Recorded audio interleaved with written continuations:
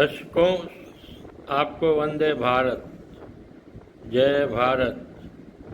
मैं ऋषभ चंद्र जैन, संस्थापक भारतीय मतदाता संगठन से बोल रहा हूँ। क्या हमें कानून बनाने के लिए अपराधियों की आवश्यकता है? ये एक साधारण सा प्रश्न है। दुनिया से मूर्ख आदमी कहीं भी बता देगा कि अपराधी हमें किसी भी काम के लिए नहीं चाहिए। भगवान हमारे गांव को, शहर को, प्रदेश को, देश को, दुनिया को अपराध मुक्त रखे, वही ठीक है। लेकिन देखिए, भारत के अंदर राजनीति में अपराधी लोगों की प्रविष्टि बढ़ती जा रही है। हमने 10 साल पहले भारतीय मतदाता संगठन संस्थापित किया। उस समय करीब 25% पार्लियामेंट में या असेंबलीज में अपराधी होते थे। ये data association for democratic reforms के द्वारा चुनाव आयोग को फाइल किए जाने वाले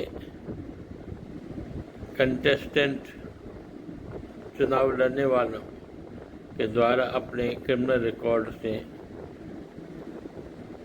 प्राप्त किया जाता है। बड़ी दुख की बात है कि 10 वर्षों में 25% से अपराधी लोगों की संख्या पार्लियामेंट में, असेंबलीज में करीब 45% पहुंच गई है। और हाल में हुए कुछ राज्यों के चुनाव में एक राज्य में ये 63% पहुंच गई है। अब अगर ये संख्या प्रतिशत अगले चुनाव के समय 70%, 80% हो गई, तो किस तरह के लोकतंत्र में किस तरह के शासन व्यवस्था होगी। ये धंधेबाज राजनीतिज्ञ बन जाते हैं, मान्यवर बन जाते हैं, 100 केस उनके पेंडिंग हो, अब जेल में कई वर्षों तक रह रहे हों, तो वहाँ जेल से वो चुनाव भी लड़ सकते हैं और वोट भी दे सकते हैं। वाह, ये बहुत अच्छा न्याय है। एक साधारण व्यक्ति अगर कोई अपराध कर लेता है छोटा मोटा, तो कोई उसको नौकरी नहीं देता है और सरकार भी अपनी नौकरी से निकाल देती है। लेकिन कानून बनाने के लिए लेजिस्लेटिव में, पार्लियामेंट हो, राज्यसभा, लोकसभा हो, विधानसभा हो, विधान परिषद हो, नगर पालिका हो, म्यूनसिपैलिटी हो, जिला परिषद हो, पंचायत हो, अपराधी घुस जाते हैं। और जब एक अपराधी खड़ा होता है किसी क्षेत्र से, तो उसके सामने कोई भी खड़ा होने की हिम्मत नहीं कर सकता है। और पार्टियां उसके सामने डमी बेकार से व्यक्ति को, जो हारने वाला है, खड़ा कर देते हैं अपना फेस सेविंग के लिए। और ये अपराधी लोग ऐसे हैं कि जिस चुनाव में जिस पार्टी जीतने वाली होती है, वो दल बदल करके चुनाव के समय ही उस पार्टी की तरफ चले जाते हैं।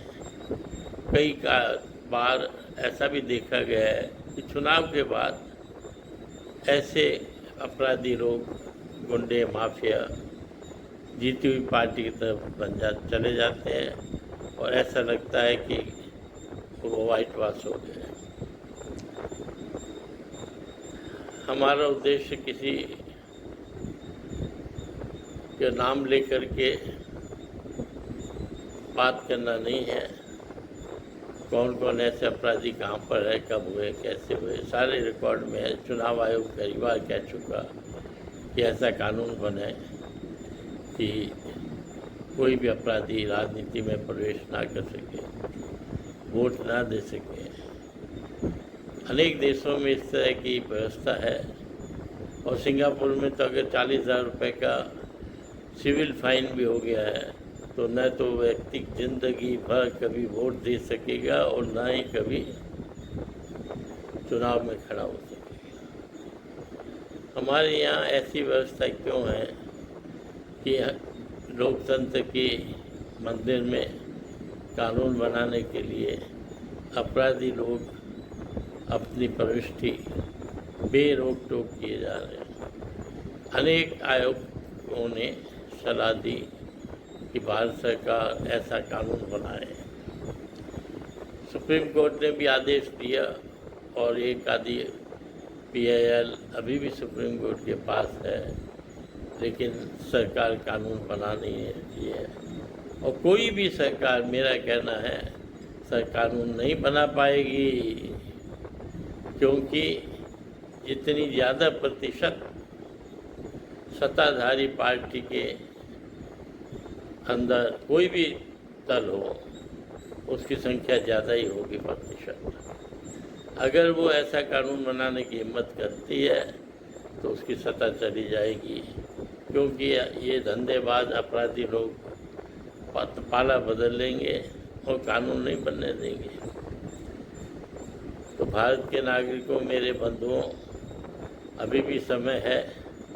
इस विषय पर हमें सब को जागना चाहिए और किसी भी तरीके से सरकार को, राजनीतिक दलों को चाहिए उस पर दबाव डालना चाहिए कि वो निश्चित रूप से जल्दी ऐसा कानून बनाए कि कोई भी अपराधी व्यक्ति कहीं भी किसी भी डेमोक्रेटिक फोरम में, संस्था में प्रवेश ना कर सके, उनकी एंट्री बंद हो। नहीं तो एक ऐसा समय आने वाला है जिसमें दुर्व्यवस्था, कुशासन होना निश्चित होगा।